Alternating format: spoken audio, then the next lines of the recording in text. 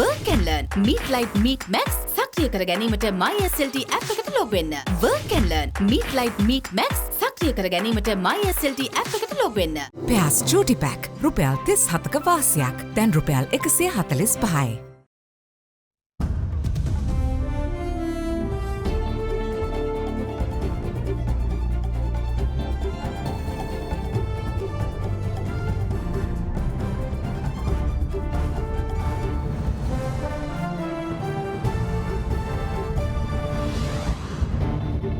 Crucial. Chief of Staff and Senior Advisor to the President on National Security Sagar Ratnayaka meets with 2 IMF representatives. Crucial creditor meeting scheduled for early November. Healthy donations. Japan donates medical equipment worth $5.5 million to the National Hospital of Sri Lanka and the National Teaching Hospital in Ragama. Transact no more. Central Bank of Bangladesh instructs banks in the country not to make transactions with Sri Lanka through the Asian Clearing Union. All this and much more coming up tonight on First at 9, this Friday the 28th of October 2022. From AdaDerana, this is AdaDerana First at 9. Live from Studio 24 in Colombo. Very good evening and welcome to AdaDerana 24's English News. I'm Andrew Bernard. Now in the top story for tonight, the Chief of Staff and Senior Advisor to the President on National Security, Sagar Ratnayaka, met with both the incoming and outgoing IMF resident representatives in Sri Lanka yesterday. In the meantime, crucial discussions of Sri Lanka's creditors is scheduled to be carried out on the 3rd of November, during which Sri Lanka's debt restructuring is expected to be discussed at length. Chief of Staff and Senior Advisor to the President on National Security, Sagar Ratnayaka, met with the outgoing IMF resident representative for Sri Lanka, Tobago's Feridhanu Setyawan, and the incoming IMF resident representative, Sarwat Jahan, at the Presidential Secretariat yesterday. The IMF team exchanged views on prior action and debt restructuring for Sri Lanka. Ratnayaka assured the IMF team that he would brief President Ranil Wickremesinghe on the matters that were discussed at the meeting. President's Senior Advisor on Economic Affairs, RHS Samaratunga, also joined the discussion.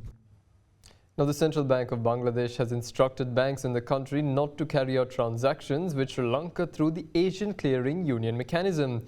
Issuing a circular to all local banks in the country, the Bangladeshi Central Bank cited that such a directive was issued considering the Sri Lankan Central Bank's decision to remain temporarily suspended from the ACU with effect from the 14th of October. The Bangladesh Central Bank's Foreign Exchange Policy Department issued a circular yesterday and sent it to top executives of banks urging them to carry out transactions with Sri Lanka through the Asian Clearing Union. The Bangladesh Bank advised all authorized dealers not to engage in any trade or trade-related transactions with Sri Lanka through the ACU mechanism. Bangladesh's monetary regulator announced the decision in response to the self-motivated decision by the Central Bank of Sri Lanka to remain temporarily suspended from the ACU mechanism with effect from the 14th of October 2022. The ACU is an arrangement through which participating countries settle import payments for intra-regional transactions. Bangladesh, Bhutan, India, Iran, the Maldives, Myanmar, Nepal, Pakistan and Sri Lanka are members of ACU, which has headquarters in Tehran. The central banks of the countries have to make payments every 2 months. If any Bangladeshi bank wants to settle a transaction with a Sri Lankan commercial bank, they have been instructed to do so, ignoring the ACU system. Now, the European Union's Deputy Managing Director of Asia and Pacific Department at the European External Action Service, Paola Pampoli, is on a visit to Sri Lanka and has discussed Sri Lanka's economic crisis and the ongoing legislative reforms in the country with President Ranil Wickremesinghe today. She also met parliamentarians of the Samagi Janabalawege Rauf Hakim to discuss issues of minority rights in Sri Lanka and the usage of the Prevention of Terrorism Act. Director and Deputy Managing Director of Asia and the Pacific Department at the European External Action Service of the European Union, Paola Pampaloni, who is currently engaged in a visit to Sri Lanka, called on President Ranil Wickremesinghe at the Presidential Secretariat today. The discussions focused on the economic crisis, ongoing legislative reforms and the human rights situation of Sri Lanka. Pampaloni also met Sri Lankan Minister of Foreign Affairs, President's Council Ali Sabri, and they have discussed on Sri Lanka's expanding cooperation with the European Union, legislative and other measures taken by the Sri Lankan government to strengthen governance and human rights. In another meeting, the Director of Asia and Pacific Department at the European External Action Service met with parliamentarian of the Samgi Janabalawegaya, Rauf Hakim. Discussions of both parties were focused on Minorities Act in Sri Lanka, the use of the Prevention of Terrorism Act, the economic crisis and constitutional reforms. In the meantime, Pampaloni also called on Archbishop of Colombo, His Eminence Malcolm Cardinal Ranjit, to discuss on the situation of religious minorities in Sri Lanka. Now, Agriculture Minister Mahinda Amaravira says ample stocks of urea fertilizer are available to meet the requirements of the Maha season. He made these comments during his visit to the Colombo port to inspect the unloading process of the first stock of fertilizer imported to Sri Lanka for the cultivation of the Maha season. The first ship carrying 12,500 metric tons of urea fertilizer required for paddy cultivation in 2022 and 2023 Maha season arrived at the port of Colombo from China on Wednesday. The stock was purchased from a $110 million loan obtained from the World Bank to procure the fertilizer required for the Maha season. Meanwhile today, unloading of the fertilizer stock began at the Colombo port.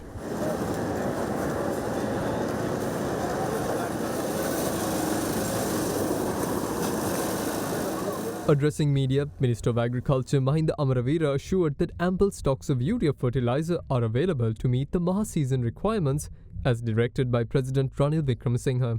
රාජ්‍ය පොහොර සමාගම් දෙකෙන් තමයි මේ සියලු බෙදා හැරීම් කටයුතු සිදු කරන්නේ. ඒක බඩගිනු වගා කරන ගොවීන් වෙත පොහොර ලබා දෙන්න අවශ්‍ය පොහොර දැන්ටමත් ඒ ප්‍රදේශවලට පොහොර යොමු කරලා තිබෙනවා. අපි ඒ ගොවීන් ජනතාවගේ ඉල්ලා සිටිනවා ඒවා බඩගිනු වලට වගා කරන්න පටන් ගන්න. මොන ප්‍රදේශවල ප්‍රමුඛතාව ලබා දෙන්නේ පොහොර. පළවෙනියට මේ පොහොර යවන්නේ මඩකලපුව සහ අම්පාර තිරිකුණාමලේ ප්‍රදේශවල කලින් වගා කරන්නේ. වගා කරන ප්‍රදේශවල වගා කරන පිළිවෙල අනුවම යවනවා. සහනාධාර ක්‍රමයට මේ වතාවෙත් පොහොර ලබා දෙන්නේ අපි රුපියල් 10000ට ගොවි ජනතාවට. Japan donated medical equipment worth $5.5 million to the National Hospital of Sri Lanka in Colombo and the Colombo North Teaching Hospital in Ragama. A CT scanner among the equipment donated to Sri Lanka is the first of its kind to be introduced at the National Hospital. Japan granted medical equipment worth $5.5 million to the National Hospital of Sri Lanka in Colombo and the Colombo North Teaching Hospital in Ragama, with the aim of strengthening the medical system adaptable to the current economic crisis and to strengthen the readiness against COVID-19. Japanese ambassador to Sri Lanka Mizukoshi Hideyaki handed over the medical equipment to the two hospitals in the presence of Health Minister Kehilia Ramokwella. Accordingly, Japan has provided modern Japanese medical equipment including MRI, CT scanner, angiography, central monitor, and bedside monitors. These appliances will also be utilized to inspect and treat people with chronic illnesses such as non-communicable diseases, which remain serious challenges as the biggest cause of death in Sri Lanka. The CT scanner is the first of its kind to be introduced at the National Hospital and installed in its newly established open patient department, which can treat around 1,500 outpatients per day on average.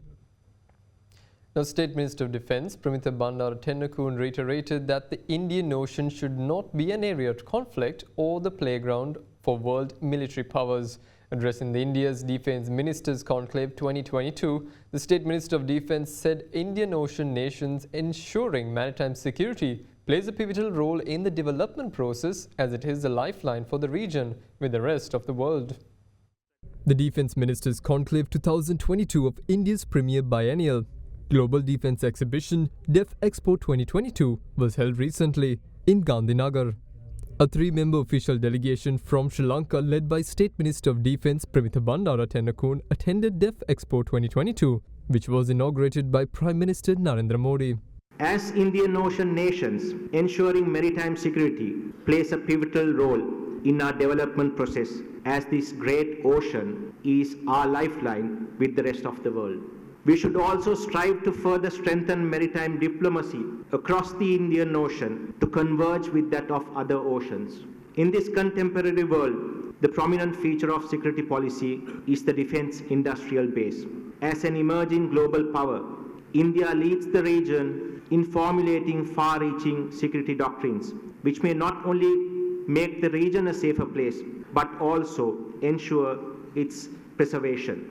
The countless arrest of large-scale smuggling rackets, most importantly, dangerous drugs, arms, and people smuggling in this region is a result of shared intelligence between regional countries.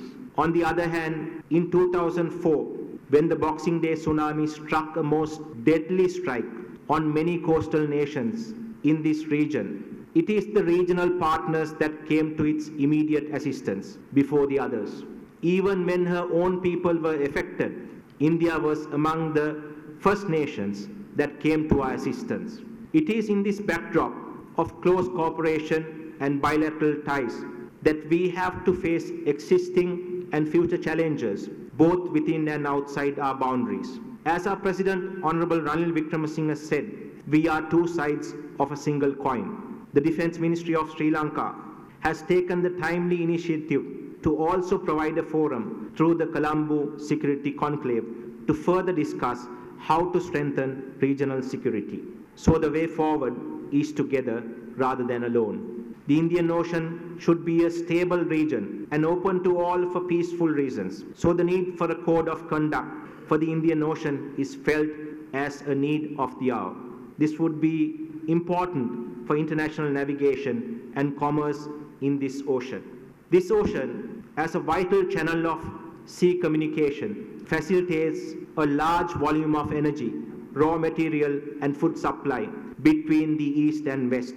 Thus, it is imperative that we keep it safe. We don't want this to be an area of conflict and war or the playground of world military powers. Stay with us for more news after this short break.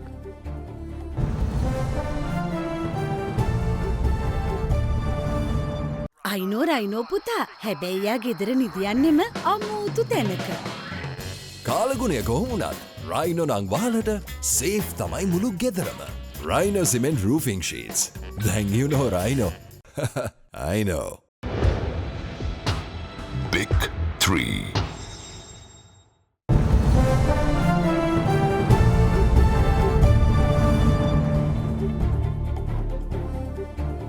Welcome back. Now, the amendment brought to the Petroleum Products Act, which was passed in the Parliament on the 18th of October, is effective from the 26th of October. This was announced in a special Gazette notification published by Minister of Power and Energy, Kanchana Vijayasekara. He stated that following an evaluation, new retail suppliers for the sale of petroleum products would be permitted to enter the domestic market by the end of the year. The Act is expected to encourage investments and set up an energy supply committee for regulation. It would also eliminate the monopoly of the Ceylon Petroleum Corporation on jet fuel.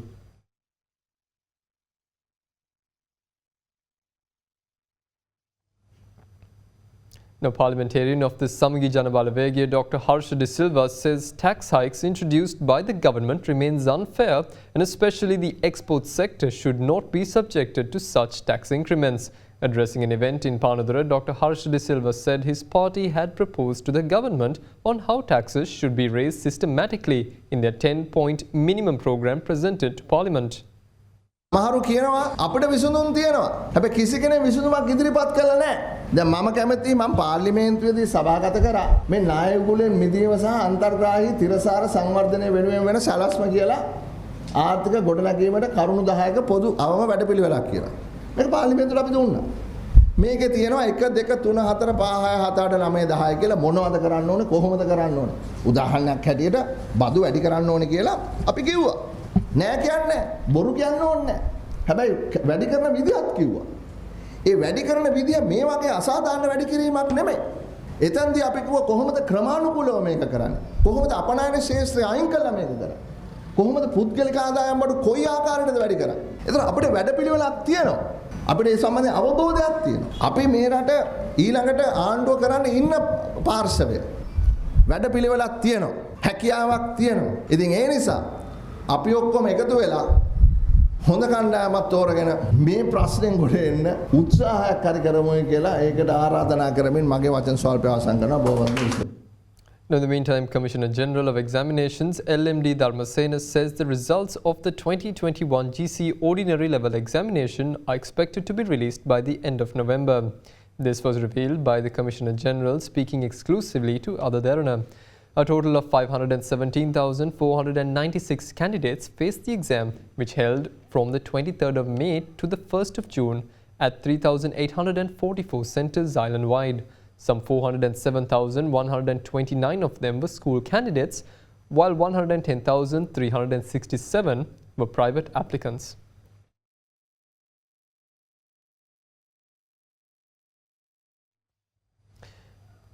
Now, Minister of Buddhism, Religious and Cultural Affairs Vidura Vikramanayake says he intends to propose a mechanism to have the chief prelates informed in the case of an allegation related to monks through the police coordinated by the ministry, and to implement the law against them as well as take disciplinary action. The minister stated that above at the Ministerial Consultative Committee on Buddhism, Religious and Cultural Affairs, he also said that it is expected to introduce a new act with powers to establish a separate structure to deal with the said concerns in the future under the guidance of the chief prelates. The committee drew special attention to the damage caused to the order by monks who are impervious and engaged in certain business activities, and accordingly the need of the ministry to intervene to such.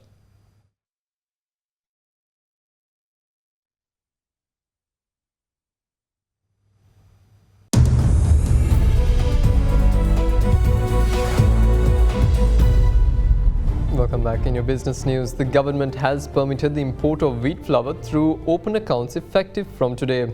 This was announced during a meeting between Minister of Trade, Commerce and Food Security Nalin Fernando and the representatives of Essential Food Commodities Importers and Traders Association at the ministry earlier today. The focus of the discussion fell on providing essential food items to the general public without a shortage during the upcoming festive season. Minister Fernando explained that the prices of essential items reduced procurement of essential items during the Indian credit line and managing the importation of essential items through the open account system. He also said that necessary measures would be taken to further reduce the prices of essential items to provide them without a shortage during the upcoming festive season.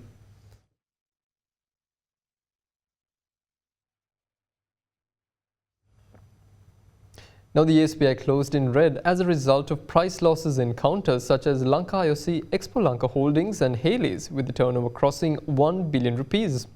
The main index at the CSC closed down to 8,728.60 after falling by 73.63 points. Similar behavior was witnessed in the S&P SL20 index of more liquid stocks, with the index ending 34.59 points lower to close at 2,642.44. During the week, the SPI and the S&P SL20 gained 0.5% and 1.7% respectively, whilst recording an average daily turnover of Rs 1.41 billion. High net worth and institutional investor participation was noted in CT Holdings. Mixed interest was observed in Expo Lanka Holdings, Lanka IOC and Richard Pearce and Company, whilst retail interest was noted in Brown's Investment, Muller and Phipps and LOLC Finance. Foreign participation in the market activity remained at subdued levels, with foreigners closing as net buyers.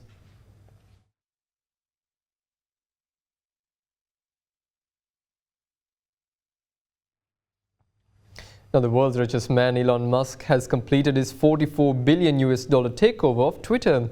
It brings to a close a saga that saw Twitter go to court to hold the multi-billionaire to the terms of a takeover deal that he had tried to escape. Twitter is yet to confirm the takeover. Elon Musk tweeted, "The bird is freed," in an apparent reference to the deal closing. The world's richest man's first move was to fire the social media company's top leadership, which he accused of misleading him over the number of spam accounts on the platform. Musk has terminated Twitter Chief Executive Parag Agrawal, Chief Financial Officer Ned Segal, and Legal Affairs and Policy Chief Vijay Gadde, according to people familiar with the matter. Agrawal and Segal were in Twitter's San Francisco headquarters when the deal closed and were escorted out, the sources have told international media. The CEO of the electric car maker Tesla has also said he wants to prevent the platform from becoming an echo chamber of hate and division. Musk has also indicated he sees Twitter as a foundation for creating a super app which offers everything from money transfers to shopping and ride-hailing. But Twitter is struggling to engage its most active users who are vital to the business. These heavy tweeters account for less than 10% of monthly overall users, but generate 90% of all tweets and half of global revenue. Now, over 200 billion US dollars in US stock market value went up in smoke extended trade after a weak forecast from Amazon added to a string of downbeat quarterly reports from big tech companies. Amazon stock tumbled 17% after the bell, wiping about $190 billion in the market capitalization after the retail and technology heavyweight projected a holiday slump that would leave current quarter sales below Wall Street estimates.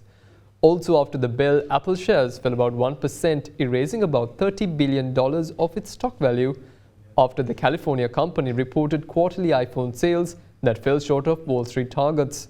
The latest in a string of poorly quarterly results from some Wall Street's most widely owned companies underscores deep worries about the health of the global economy as central banks raise interest rates in a battle against inflation.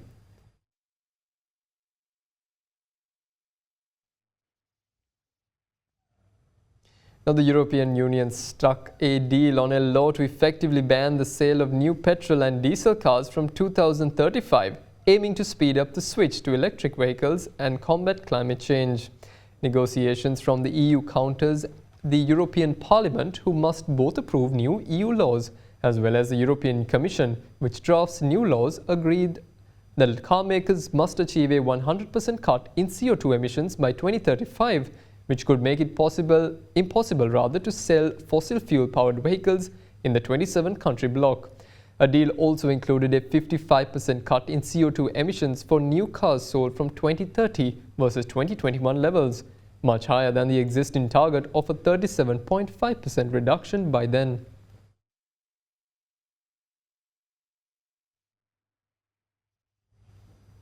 Oil prices meanwhile fell after China, the world's top crude oil importer, widened its COVID-19 curbs, but were poised for a weekly gain on supply concerns ahead of Europe's pending out of Russia's imports. Brent crude futures dropped $1.02 or 1.1% to $95.94 a barrel after rising 1.3% in the previous session. US West Texas Intermediate crude futures were down $1.24 or 1.4% at $87.84 a barrel. Still, both benchmark oil contracts were on course for a weekly rise, with Brent heading for a gain of more than 2% and WTI more than 3%.